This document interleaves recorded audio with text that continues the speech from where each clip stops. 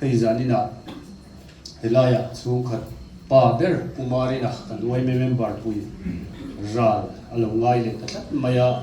apoi kan tia amaro chu zanina hian helaya kal khom te hian ti thei kan nei lo wani ti hi kanin sechianga kan ti thei om chun chu ama pula tia hun kan mana pathian fakle choi moya khor chung te dem tura kan zai kan ti thei ani ti sia in thei tok chuila khuati han dum deu ma sila hun rei lo te na na chu in sang ma te ring kan ani som ma sa ni re sam number som thum le pasari na sang na thu hi sam number som thum pasari na sang na thu yom dam tur chu lalpa sunga ngatla ama suringla ama ativekam kotang le OMA anga kan hun chu ato perasa alung ni le tamaya chalai te lo kal khom te hian ru an ne thina an fak kha sak te bengri chama hen kha kan sak tu a te po hian numa tin ne na khara bin thu soila lung le ti tak se tanang ma an fak che chu chuan khor chhum te thin lung le nei tu na nem se ti sani ne hi kan du ve e mani e puate aluma diawani amaro chu hen kholum te po itidai thi chu namini a kholum kara takara ko khorsum zai minute thatu in lo ring ku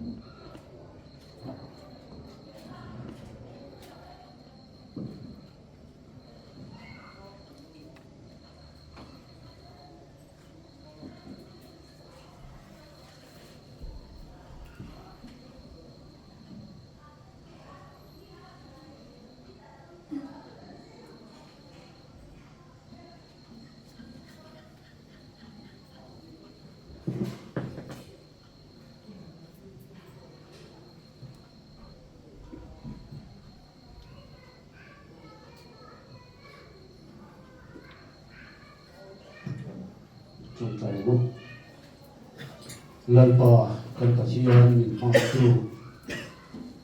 e khogela kan chungin lalpa ke mani na re kan nei wa ro re na duai om kan ni ti hi zaina po hian lalpa alo chiang le ta he chu ko a lalpa ho tu pa ber umarina nimin pi alama te kan lo tha liam ta a zaina lalpa ke ni wai member a member puiten ama pualin hun kan mangme kani lalpa idena kan non soi tongin achung chama ke nin ti thei kan nei lo ve maro chu lalpa kan chungaru rel tu le lalpa kan chunga thu nei tu ini member du tak pola rin thanga de ni som ni pakat khali sang hi som ni palia chaton rom min pan san tame hi poi kan ti in kan ui tak zita kan ui zia lan ti man he ran ti pe ki oi mi lum branch min kan la ne che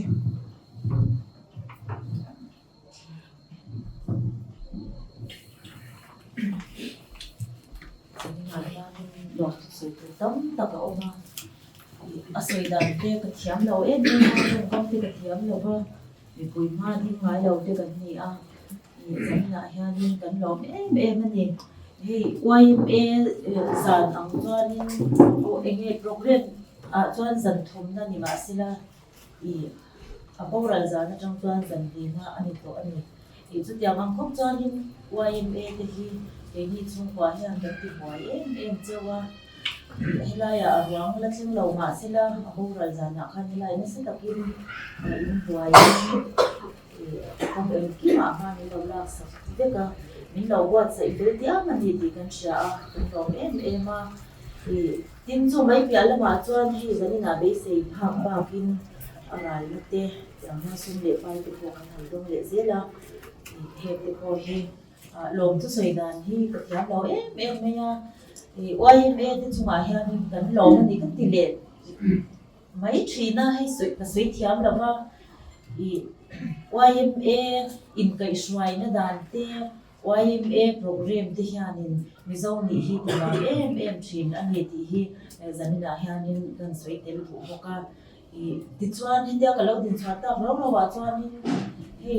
kan pa hi in shat angin YMA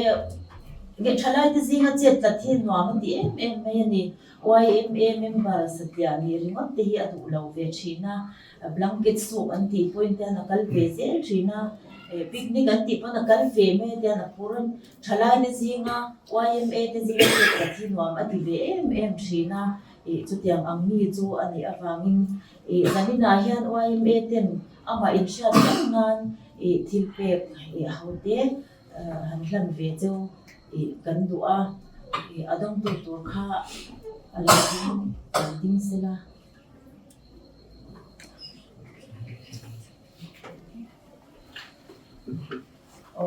hi zanina hianin kan pa hulan rin thanga sha jengnan kan pa hin sha dangin musician ani a music te po ngai na em thina YMA tiltina telpoin apoi mo na chu a music te a sound system te khatiang akha ani thina an ama ko in hal tak le nuam ti takin long takin YMA 605 tan hianin nge ke to lo penin alawin hol chwa ko ve thina chu tiang anga YMA nuam ti ani wang chan ama hi in thei mil mai ang ti te poi kan hlau ve le ani chu wang chuanin ama in shat ve ren nan zanina hianin lunglon branch YMA te so lai a so sound box a oma so o marina chung te hian lom takin ama in shat jingnan kan han chu ni chuan hei hi lai nan ama rai na kwan hi YMA ten kan to kan na